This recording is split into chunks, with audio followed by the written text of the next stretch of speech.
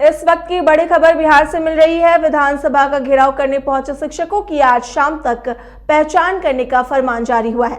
सभी पर बड़ी कार्रवाई की तैयारी की जा रही है। विभागीय सचिव के पाठक का बड़ा आदेश आया है। ड्यूटी से गायब रहने वाले शिक्षकों को सस्पेंड करने का निर्देश दिया गया है। इसके साथ ही शिक्षकों को भड़काने वालों पर केस दर्ज करने का भी आदेश दिया गया है।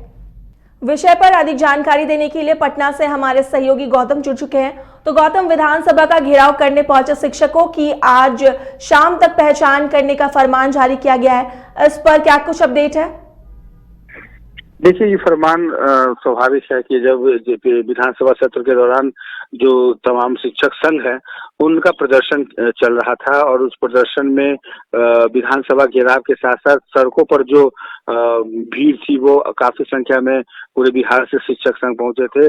सरकार से अपनी मांग रखने के लिए, राज्य कर्मी का दर्जा पाने के लिए और समान काम समान वेतन की मांग के साथ ही कई मुद्दों को लेकर सरकार को घेरने की कवायद शिक्षक संघ ने पिछले कई दिनों से कर रखी थी और मानसून सत्र से बढ़िया मौका शायद हो भी नहीं सकता था। और यही वजह है कि सदन के बाहर जमकर शिक्षकों का प्रदर्शन हुआ। और आज भी आपको बता दें कि तमाम जो शिक्षक आंदोलनकारी हैं वो आज भी डटे हुए हैं और तब तक डटे रहेंगे जब तक उनकी मांगे मान नहीं ली जाती या सरकार की तरफ से कोई आश्वासन नहीं मिल जाता। हालांकि सरकार की तरफ से कोई अभी तक आधिकारिक तौर पे कोई बयान नहीं आया है, लेकिन इतना जरूर है कि राज्य स्तरीय शिक्षकों की जो मांग है और तमाम जो अभ्यर्थी हैं जिनको बीपीएससी के जरिए अब फॉर्म भरना है, तो ये नाराजगी है कि कहीं ना कहीं कि फिर से अब शिक्षकों को बीपीएससी के जरिए फॉर्म भरना होगा, परीक्षाएं देनी होगी और तब जाकर के वो फिर अगर वो पास करते हैं तो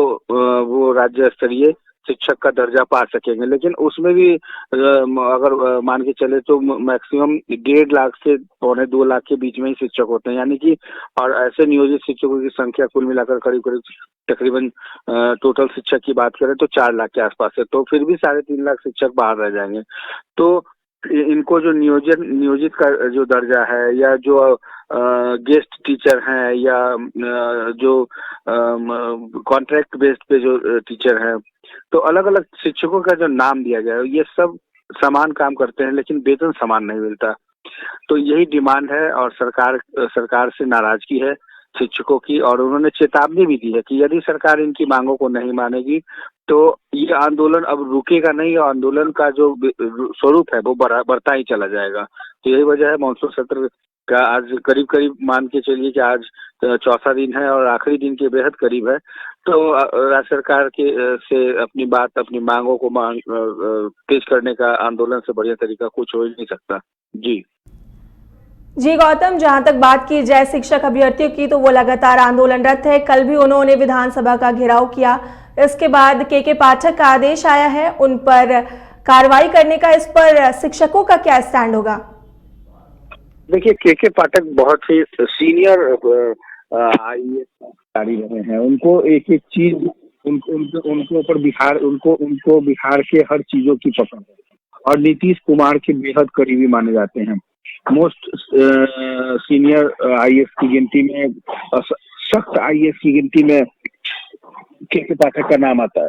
तो आपने देखा कि के पाठक जैसे ही जब आते हैं तो वो शिक्षा मंत्री के आप्त सचिव या शिक्षा मंत्रालय के किसी भी चीजों से वो निडर होके काम करते हैं। उनकी एक खासियत है कि वो निडर होके काम करते हैं और सिस्टम से कभी भी छेड़छाड़ नहीं करते। कहने का मतलब कि नियम का पालन करना, डिसिप्लिन मेंटेन करना और बहुत सारी चीजें जो है वो के पाठक की अपनी एक पहचान है जो सब आईएएस से बिल्कुल अलग करती है। तो कुल मिलाकर कह सकते हैं कि के पाठक के शिक्षा मंत्रालय के आने से ही शिक्षा मंत्री से नाराजगी है।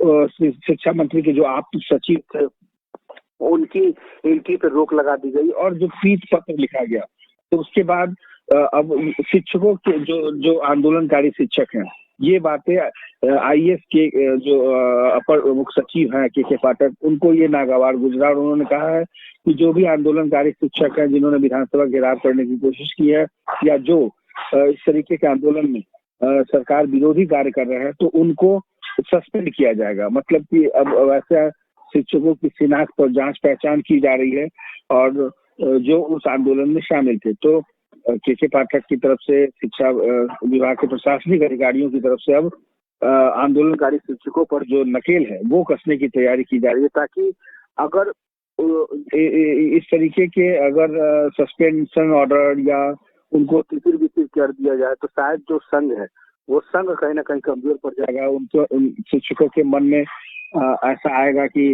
अगर वो आंदोलन में भाग लेते हैं तो उनका फिर परिवार कैसे चलेगा, नौकरी कैसे बचेगी। तो शायद इसका कुछ डर हो, लेकिन कहीं से भी संघ के जो अध्यक्ष हैं या संघ के जो प्रवक्ता है शिक्षक के, वो इस भर्ती से डरने वाले नहीं हैं।